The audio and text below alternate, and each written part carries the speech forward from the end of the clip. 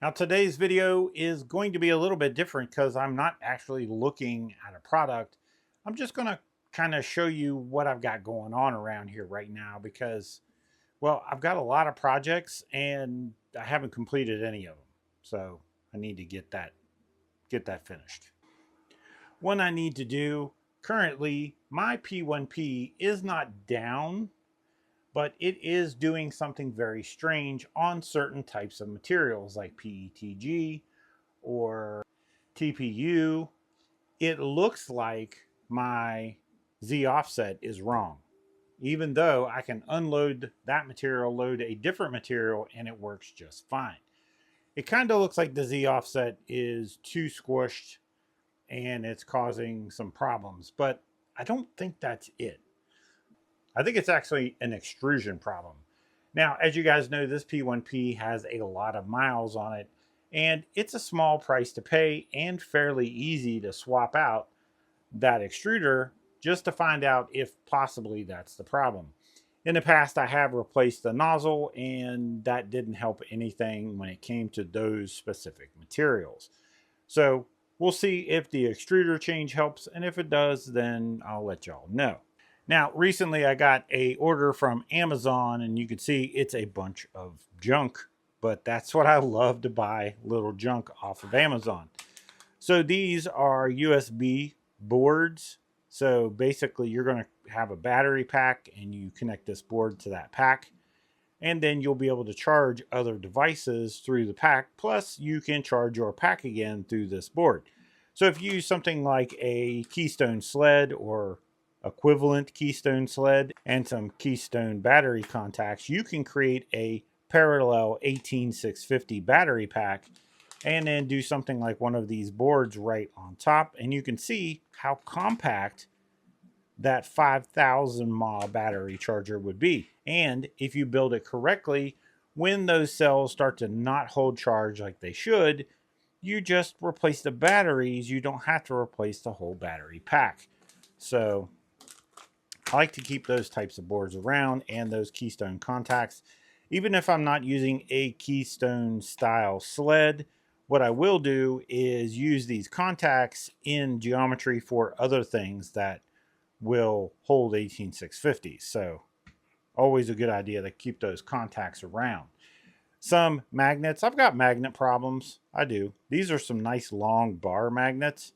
And I can see something like interfacing the exhaust on a 3D printer or something like that would be good to have around. I keep a huge amount of just oddball magnets just because I like to.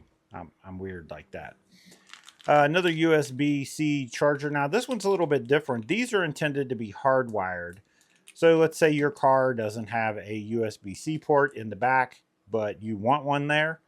Well, you could take this board, wire it into 12 volts, and then build yourself a nice little interface and have a USB-C port in the back of your car. So I'll keep a couple of those around too. You just never know when you might need a USB-C port. Now the difference is these can't be used in battery packs. They don't reverse charge, so they don't take USB-C voltage and put it back into your power source. This is designed to basically be hooked up to some kind of 12 volt power source like your car or a computer or something like that, even though it won't pass data. So maybe that was a bad example. What else we got here? Some USB-C cables. Now these are really short USB-C cables. I was thinking about building a pack that runs on my lights. Let me show you over here. I can actually shut this one off. I'm not using it right now. You can see on the back they have a USB-C port, and I thought about building some kind of pack that attaches, maybe just holds one 18650 and then runs up and plugs in there. Will give the light another little bit more capacity, like another 2500 mAh of capacity, and that would make sense because it seems like when I'm trying to shoot, all too often the lights go out on me and it's a real pain in the butt. So that's why I got those. I was thinking about doing that. We may still do that. Now, another thing I got here is a very short surface mount USB. I don't know if I'll be able to show you. Yeah, you can see it right there. So it's a surface mount USB to a regular USB port. The reason I got this, when I got the scanner, I went ahead and configured a nice little port here to hold my power. So when I go to plug the scanner into power, I just pull that out. I don't have to open the door. The computer's back here behind. Well, I still have to open the door because I have to plug the scanner into the computer. So that doesn't work out. So that plug will go right about here, and then it will run down and plug into the computer. So when I need to use my scanner, I can literally plug the cable in here, pull this out, plug it into the power port, and be able to start scanning without ever having to open this door necessarily. Yeah, even though the scanner is actually in there. So that doesn't make sense, but you get what I'm saying. If the scanner's already out, I can connect it quickly without having to open the door. And then finally, another little toy I got here that I think is really, really interesting. This is a battery powered arc welder. And there we go. So basically what you do is you take these nickel strips and you cut them down, and then you'll take multiple 18650s. Let me grab another one.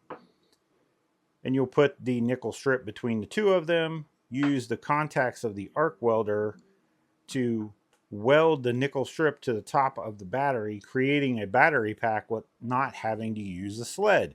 So that's kind of nice. As you can tell, I'm pretty big on things running on batteries. I kind of like that. All right, shut that off. And then the final thing that I've got coming up that I have to get out soon because people are going to be mad at me if I don't is the Hey Gears RS Turbo. We got one of these to do a review on. You see we got the RS Turbo, the washing station, and the curing station. Now you're probably going to see a whole lot of this because they came out with some newer materials or new resins like this PAU11, which is a lot like ABS. So I can actually resin print strong parts, and that's pretty interesting. Plus, we'll be doing some other things with this curing station other than curing resin prints, and we'll be more on that. So the resin printer is over here doing its thing right now. See if we can open the door and have a sneaky peeky. Oh yeah. Now I did print some functional parts, but obviously with my granddaughter really, really loving these K-pop idols, I thought I would do a little something artistic for her. I think it just comes with the territory, right? You get a resin printer and you start printing miniatures, even if you're not into them. I don't know. For me, it's all about the functional but very high resolution parts, and you're going to be seeing more of that real soon. And that's what I've got going on right now. Now, that's on top of, of course, a regular job like everyone else, and an Amazon business, and another side job. Cry me a river, dick face. And I like to stay busy. Just sitting on the couch watching TV doesn't make me any money, and many of the things I spend many hours doing don't make me any money either. Oh well, at least I've got something to do. So that's what I've got going on right now, guys. If you haven't subscribed, hit that subscribe button because a lot of these videos are coming up.